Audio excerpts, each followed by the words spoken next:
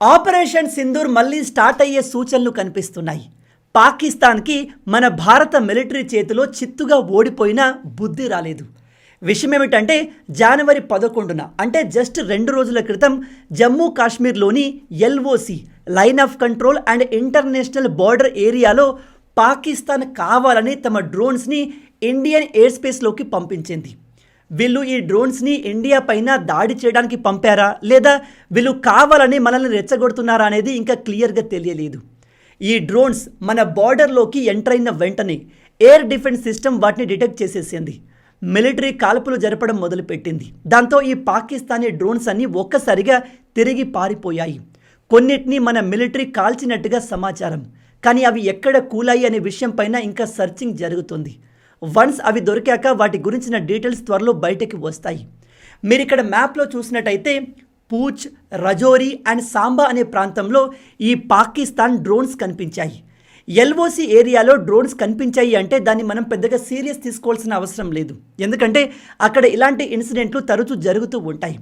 కానీ ఈ పాకిస్తాన్ ఇంటర్నేషనల్ బార్డర్ని కూడా వైలేట్ చేసింది. ఆపరేషన్ సింధూర్లో చిత్తుగా ఓడిపోయిన తర్వాత కూడా పాకిస్తాన్ ఇలా ఎందుకు బిహేవ్ చేస్తుంది? వీళ్ళు ఎందుకు ఇండియాను రెచ్చగొడుతున్నారు అంటే మీ అందరికీ తెలుసు. ఆపరేషన్ సింధూర్ టైంలో ఈ పాకిస్తాన్కి మన భారత్ పైన దాడి చేయడానికి టర్కీ సహాయం చేసింది. ఈ టర్కీ తమ మిసైల్స్ అండ్ డ్రోన్స్ని పాకిస్తాన్కి ప్రొవైడ్ చేసింది. కానీ ఈ చిల్లర పాకిస్తాన్ మిలిటరీకి హైటెక్ వెపన్స్ని వాడడం రాదు. వీళ్ళు ఫేక్ న్యూస్లు, ప్రాపగండాలు క్రియేట్ చేయడంలో తోపులు. కానీ భారత్తో యుద్ధం చేయడం అన్నా, వెపన్స్ని ఆపరేట్ చేయడం అన్నా వీళ్లకు రాదు. అందుకే పాకిస్తాన్ ఆపరేషన్ సింధూర్ సమయంలో డ్రోన్స్తో కానీ మిసైల్తో కానీ మన ఇండియాలో ఒక్క ప్లేస్ని కూడా హిట్ చేయలేకపోయింది. వాళ్ళు పంపిన అన్ని మిసైల్స్ అండ్ డ్రోన్స్ని మనం ఆకాశంలోనే పేల్చేశాము. బార్డర్ ఏరియాలో మన ఆర్మీకి పాకిస్తాన్ మనపై వేసిన కొన్ని డ్రోన్స్ అండ్ మిసైల్స్ దొరికాయి. అవి ఏమాత్రం డ్యామేజ్ కాకుండా పర్ఫెక్ట్గా ఇంటాక్ట్గా ఉన్నాయి. జస్ట్ కొన్ని రోజుల ముందే మన మిలిటరీ వాటిని డిస్ప్లేకి పెట్టింది. అందులో ఒకటి చైనా మేడ్ PL-15 మిసైల్, అలాగే టర్కీకి చెందిన కొన్ని డ్రోన్స్ని కూడా మనం క్యాప్చర్ చేశాము. మన DRDO సైంటిస్టులు ఈ మిసైల్స్ని, డ్రోన్స్ని రివర్స్ ఇంజనీరింగ్ చేసి అవి ఎలా పనిచేస్తాయి, వాటి రేంజ్ ఏంటి, వీటిని కౌంటర్ చేయాలి అంటే ఎటువంటి టెక్నాలజీ మన దగ్గర ఉండాలి అనే విషయాన్ని క్లియర్గా తెలుసుకున్నారు. ఇక్కడ PL-15 చైనా మేడ్ మిసైల్ కాబట్టి దీన్ని మన DRDO సైంటిస్టులు కంప్లీట్గా స్టడీ చేశారు. రివర్స్ ఇంజనీరింగ్ చేసే పనులు కూడా జరుగుతున్నాయి. కానీ అంతకన్నా ముందు మీ అందరికీ ఒక చిన్న ప్రకటన. ఈ global events crude oil, natural gas, gold and silver లాంటి కమోడిటీస్ పైన డైరెక్ట్ ఇంపాక్ట్ చూపిస్తాయి. అండ్ ఇవి ఇన్వెస్టర్స్కి బిగ్ మార్కెట్ ఆపర్చునిటీస్ క్రియేట్ చేస్తాయి. ప్రజెంట్ మీరు ఎంత మంచి జాబ్ చేస్తున్నప్పటికీ ఖర్చులు పెరగడం వల్ల శాలరీ తక్కువ అనిపిస్తుంది. అందుకే చాలామంది కామెంట్స్లో ఎక్స్ట్రా ఇన్కమ్ ఎలా సంపాదించాలని అడుగుతున్నారు. అలాంటి వాళ్ళ కోసం ప్యాసివ్గా, రెస్పాన్సిబుల్గా కొంత అమౌంట్ జనరేట్ చేసుకోవడానికి మార్కెట్ వుల్ఫ్ అనే యాప్ యూజ్ అవుతుంది. ఇది సెబీ రిజిస్టర్డ్ ట్రేడింగ్ యాప్, దేశంలో ఫాస్ట్గా గ్రో అవుతున్న యాప్. ఈ యాప్ ఎలా వర్క్ అవుతుంది అంటే దీన్ని ఓపెన్ చేసి పిన్ కొట్టి లాగిన్ అవ్వాలి. ఫాలో ట్రెండ్ ఫీచర్పై క్లిక్ చేస్తే రియల్ టైంలో ట్రేడర్స్ ఎక్కడ లాభాలు పొందుతున్నారో చూపిస్తుంది. ఫాలో ట్రెండ్ని క్లిక్ చేసి ట్రేడ్ ప్లేస్ చేస్తే ట్రేడ్ స్టార్ట్ అవుతుంది. ఇందులో మీరు చిన్న ఇన్వెస్ట్మెంట్తో స్టార్ట్ చేయవచ్చు. అదే వేరే యాప్స్ బిగ్ అమౌంట్ ఇన్వెస్ట్ చేయాలని చెప్తాయి, కానీ మార్కెట్ వుల్ఫ్ అలా కాదు. మీ అందరికీ తెలుసు, స్టాక్ మార్కెట్ అంటేనే వొలటాలిటీ, అప్స్ అండ్ డౌన్స్ ఉంటాయి. కానీ ఈ యాప్ లాస్ వచ్చే ప్రమాదాన్ని ఇన్బిల్ట్ స్టాప్ లాస్ ఫీచర్ ద్వారా ఆటోమేటిక్గా గుర్తించి దాన్ని అవాయిడ్ చేస్తుందని వీళ్ళు క్లెయిమ్ చేస్తున్నారు. స్టాప్ ట్రేడ్ క్లిక్ చేసిన తర్వాత చాలా తక్కువ టైంలో 1306 ప్రాఫిట్స్ ఇలా మీ ప్రాఫిట్ అమౌంట్ చూపిస్తుంది.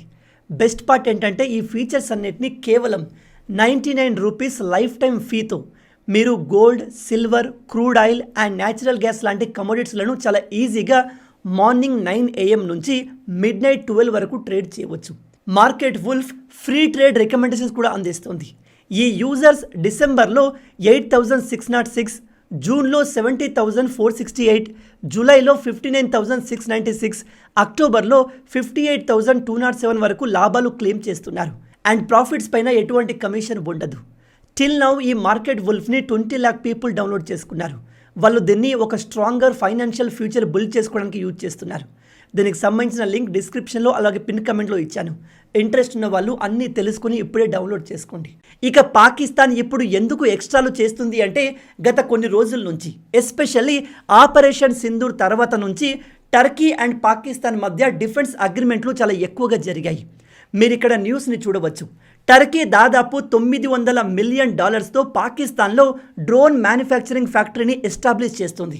ఇప్పుడు మీకు డౌట్ రావచ్చు, అదేంటి బ్రదర్, పాకిస్తాన్ అన్ని విధాల నష్టాల్లో ఉంది, వీళ్ళ దగ్గర తినడానికే సరిపడా డబ్బు లేదు, సొంత దేశాన్ని నడిపించలేకపోతున్నారు, అలాంటి దేశంలో టర్కీ ఏ విధంగా $900 మిలియన్ ఇన్వెస్ట్ చేస్తుంది అంటే రీసెంట్గా పాకిస్తాన్కి అమెరికాకు మధ్య రిలేషన్ చాలా బెటర్ అయ్యాయి.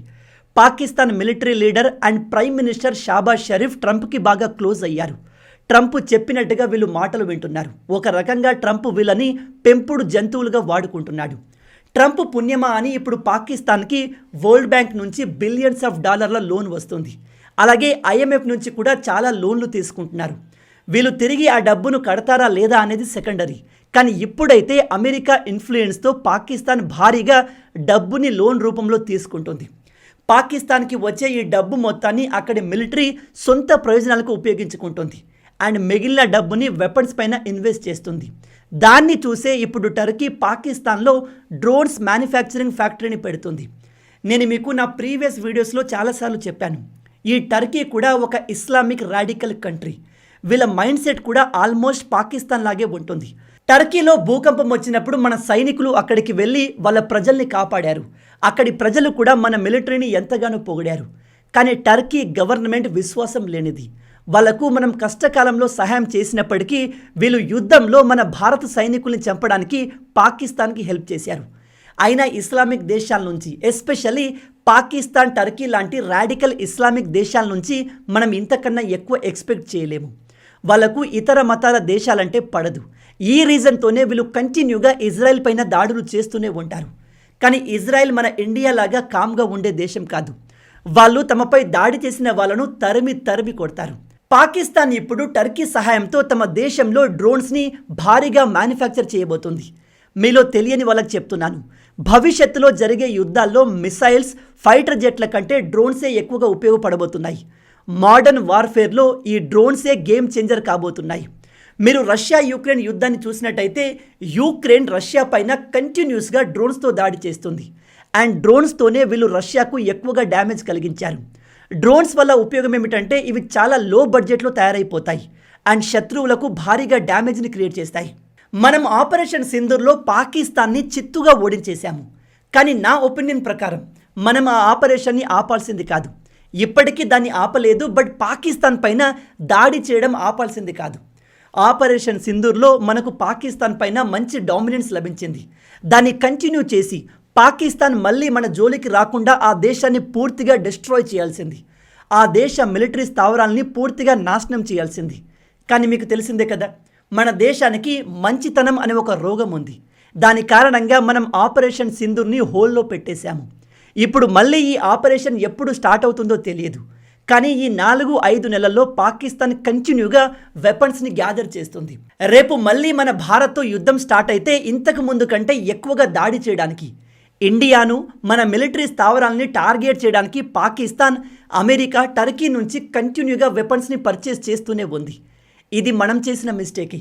మనం ఇన్ని రోజుల గ్యాప్ ఇవ్వకపోయి ఉంటే పాకిస్తాన్ ఇప్పుడు పవర్ఫుల్గా మారేది కాదు. డ్రోన్స్ని మన దేశంలోకి పంపి ఎక్స్ట్రాలు చేసేది కాదు.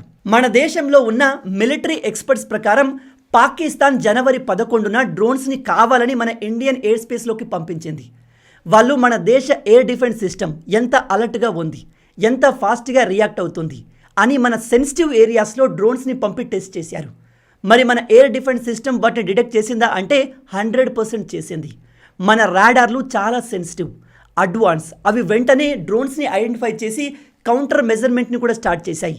అంటే వాటిని అటాక్ చేయడం మొదలుపెట్టారు. మిలిటరీ కూడా కౌంటర్ అటాక్ స్టార్ట్ చేసింది. దాంతో వెంటనే పాకిస్తాన్ డ్రోన్స్ తిరిగి పారిపోయాయి. కొన్ని డ్యామేజ్ కూడా అయ్యాయని చెప్తున్నారు. ఆ డీటెయిల్స్ ఇంకా బయటకు రాలేదు. ఒక విషయం మాత్రం కన్ఫర్మ్గా తెలుస్తుంది, మళ్ళీ ఇండియా పాకిస్తాన్ యుద్ధం స్టార్ట్ అయితే పాకిస్తాన్ హెవీగా డ్రోన్స్ని యూజ్ చేయబోతుంది. ఈ డ్రోన్స్ నేను ఇందాక చెప్పినట్టుగా చాలా డేంజరస్, ఎస్పెషల్లీ కామాకాజీ డ్రోన్స్. ఇవి ఎటువంటి మిసైల్ని, వెపన్ని కలిగి ఉండవు. అవి డైరెక్ట్గా వచ్చి శత్రువుల విమానాలపైన స్థావరాలపైన పడి ఒక్కసారిగా పేలుతాయి. వీటిని సూసైడ్ డ్రోన్స్ అని కూడా అంటారు. మనం ఉపయోగించే మిసైల్ డిఫెన్స్ సిస్టమ్ చాలా ఎక్స్పెన్సివ్. ఇప్పుడు శత్రువులు ఒక ఫైటర్ జెట్ని మన ఎయిర్ స్పేస్లోకి పంపిస్తే దాన్ని అటాక్ చేయడానికి మనం మిసైల్ని వాడవచ్చు.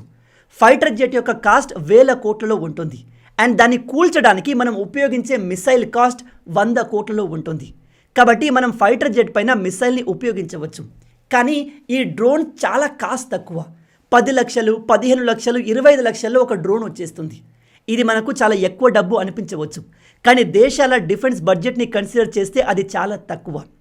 ఇక్కడ శత్రువులు ఉపయోగించే టాక్టిక్ ఏమిటంటే వాళ్ళు కేవలం 10 లక్షల రూపాయల విలువ కలిగిన డ్రోన్స్ని మనపైన అటాక్ చేయడానికి పంపిస్తారు. దాన్ని కౌంటర్ చేయడానికి మనం 100 కోట్ల మిసైల్ని యూజ్ చేస్తే మనం ఆ డ్రోన్ని డిస్ట్రాయ్ చేసినప్పటికీ నష్టపోయేది మనమే. ఎందుకంటే ఇక్కడ మనం 100 కోట్ల రూపాయలు నష్టపోయాము.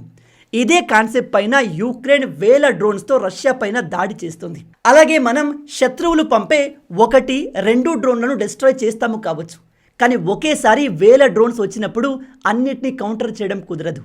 అలాంటి సమయంలో మిసైల్ డిఫెన్స్ సిస్టమ్లు కూడా ఫెయిల్ అయిపోతాయి. అందుకే ఇప్పుడు అన్ని దేశాలు డ్రోన్స్ పైన ఇన్వెస్ట్ చేస్తున్నాయి. పాకిస్తాన్ టర్కీతో కలిసి కూడా అదే చేస్తుంది. మరి మన ఇండియా డ్రోన్స్ విషయంలో డ్రోన్స్ టెక్నాలజీ పైన పనిచేస్తుందా అంటే 100% పనిచేస్తుంది. ఈ పాకిస్తాన్ ఉపయోగించే టర్కీ డ్రోన్స్ పెద్దగా పవర్ఫుల్ కాదు. అవి చీప్ అండ్ లో క్వాలిటీవి. బెస్ట్ క్వాలిటీ డ్రోన్స్ని తయారు చేసేది అమెరికా అండ్ ఇజ్రాయిల్. మన ఇండియా ఇజ్రాయెల్ డ్రోన్ టెక్నాలజీని ఉపయోగించి మన దేశంలో డ్రోన్స్ని మ్యానుఫ్యాక్చర్ చేస్తుంది. ఇంకో గొప్ప విషయం ఏమిటంటే మన దేశంలో కొన్ని ప్రైవేట్ కంపెనీస్ కూడా మిలిటరీ డ్రోన్స్ని మ్యానుఫ్యాక్చర్ చేస్తున్నాయి. ఏ దేశం దగ్గర ఎన్ని డ్రోన్స్ ఉన్నాయి అనే విషయానికి వస్తే ఈ నంబర్ ఎగ్జాక్ట్గా ఏ దేశం బయటకి చెప్పదు. కానీ కొన్ని రిపోర్ట్స్ ప్రకారం పాకిస్తాన్ కంటే మన దగ్గర 3 రెట్లు అధికంగా MALE అంటే medium altitude long endurance drones ఉన్నాయి. ఇవి చాలా ప్రమాదకరమైనవి. ఇవి తక్కువ ఎత్తులో ఎగురుతూ రాడార్కి అందకుండా ఎక్కువ సమయం ఆకాశంలో ఉండగలవు. అండ్ ఇవి శత్రువుల్ని టార్గెట్ చేసి పర్ఫెక్ట్గా అటాక్ చేయగలవు. ఓవరాల్ డ్రోన్స్ నెంబర్ విషయానికి వస్తే పాకిస్తాన్ కంటే మన దగ్గర 4 రెట్లు ఎక్కువ డ్రోన్స్ ఉన్నాయి. బై ద వే ఇది అఫీషియల్ ఇన్ఫర్మేషన్ కాదు, 2024 రిపోర్ట్స్లో పబ్లిష్ అయిన డేటా. కానీ ప్రజెంట్ ఇండియా దగ్గర పాకిస్తాన్ కంటే 10-20 రెట్లు ఎక్కువగా డ్రోన్స్ ఉన్నాయి. ఎందుకంటే మన దేశంలో వీటిని మ్యానుఫ్యాక్చర్ చేసే సొంత కంపెనీస్ ఉన్నాయి. ప్రైవేట్ ప్లేయర్లు కూడా మ్యానుఫ్యాక్చర్ చేస్తున్నారు. రేపు నిజంగానే పాకిస్తాన్ ఇండియాకు యుద్ధం స్టార్ట్ అయితే మన దేశంలో ఉన్న డ్రోన్స్ అన్నీ ఒక్కసారిగా పాకిస్తాన్ని టార్గెట్ చేస్తే వాళ్ళ ఆకాశం మొత్తం మన డ్రోన్స్తో నిండిపోతుంది. పాకిస్తాన్ ఇక్కడ కావాలని మనల్ని టెస్ట్ చేస్తుంది, రెచ్చగొడుతుంది. కానీ వీళ్లకు మనతో యుద్ధం చేసే అంత ధైర్యం లేదు. ఈ విషయం చెప్తుంది నేను కాదు, ఏకంగా మన మిలిటరీ జనరల్ మనోజ్ గారు ప్రెస్తో మాట్లాడుతూ మనతో యుద్ధం చేసేంత ధైర్యము అండ్ కెపాసిటీ పాకిస్తాన్కి లేదు అని క్లియర్గా చెప్పారు. ఇక్కడ ఈయన ఊరికే పాకిస్తాన్ గురించి చెప్పాలి అని ఈ మాట చెప్పలేదు. పాకిస్తాన్ ప్రజెంట్ సిచ్యువేషన్ని కంప్లీట్గా అనలైజ్ చేసి వాళ్ళ పరిస్థితి తెలుసుకొని ఈ మాట చెప్పారు. ఇప్పుడే కాదు, రాబోయే 50-60 సంవత్సరాల్లో పాకిస్తాన్తో ఎప్పుడు యుద్ధం వచ్చినా భారతే గెలుస్తుంది, గెలుస్తూనే ఉంటుంది. కానీ నా డిసప్పాయింట్మెంట్ ఏమిటంటే ఆపరేషన్ సింధూర్ సమయంలో మనం చాలా పర్ఫెక్ట్గా మన సైడ్ ఎటువంటి డ్యామేజ్ లేకుండా పాకిస్తాన్ని చిత్తు చేశాము. అక్కడి ఉగ్రవాదులను లేపేశాము. మిలిటరీ బేస్లను 1 by 1 డిస్ట్రాయ్ చేసుకుంటూ వచ్చాము. దీన్ని ఇలాగే కంటిన్యూ చేసి పాకిస్తాన్కి ఇండియా పేరు చెబితేనే భయపడేలా చేయాల్సింది. పాకిస్తాన్ మళ్ళీ మనతో యుద్ధానికి రావడానికి 1000 సార్లు ఆలోచించేలా చేయాల్సింది. ఆ అవకాశం మనము కావాలని వదులుకున్నాము. నాకు తెలిసి ఇది మనం చేసిన ఒక పెద్ద మిస్టేక్. ఎందుకంటే ఇప్పుడు పాకిస్తాన్ ఆపరేషన్ సింధూర్ సమయంలో కంటే పవర్ఫుల్గా మారింది. వీళ్ళు రోజు రోజుకి కొత్త వెపన్స్ని, డిఫెన్స్ టెక్నాలజీని కొంటూనే ఉన్నారు. వీళ్ళు తయారు చేసే లేదా బయట దేశాల నుంచి కొనే ప్రతి వెపన్ని మన ఇండియాకే అగెన్స్ట్గా వాడతారు.